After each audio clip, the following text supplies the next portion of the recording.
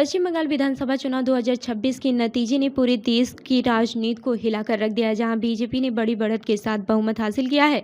वहीं एक सीट ऐसी रही जिसने भावनात्मक और राजनीतिक दोनों स्तर पर सबका ध्यान अपनी ओर खींच लिया।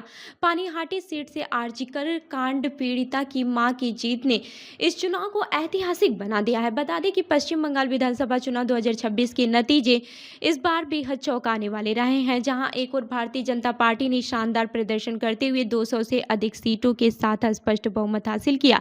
वहीं तृणमूल कांग्रेस को करारी हार का सामना करना पड़ा और पार्टी 80 से 90 सीटों के बीच सिमटती नजर आई। इन नतीजों के बीच सबसे ज्यादा चर्चा पानीहाटी विधानसभा सीट की हो रही है, जहां एक भावनात्मक और ऐतिहासिक जीत दर्ज हुई। इस सीट से आर्जिकर मेडिकल कॉलेज रेप हत्या मामले की पीड़िता की मां रत्ना देवनाथ ने जीत हासिल की है। उन्होंने टीएमसी उम्मीदवार तीर्थकर घोष को बड़े अंतर से हराकर ये सीट अपने नाम की है।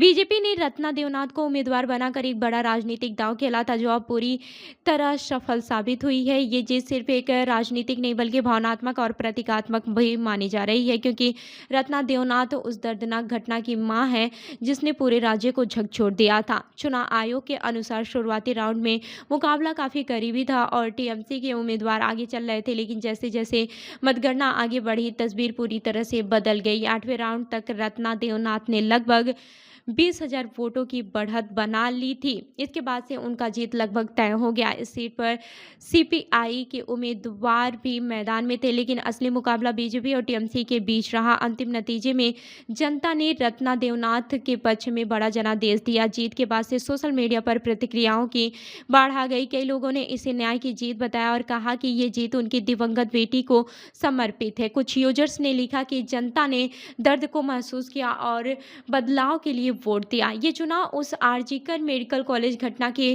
पृष्ठभूमि में भी लड़ा गया, जिसने 9 अगस्त 2024 को पूरे देश को हिला दिया था।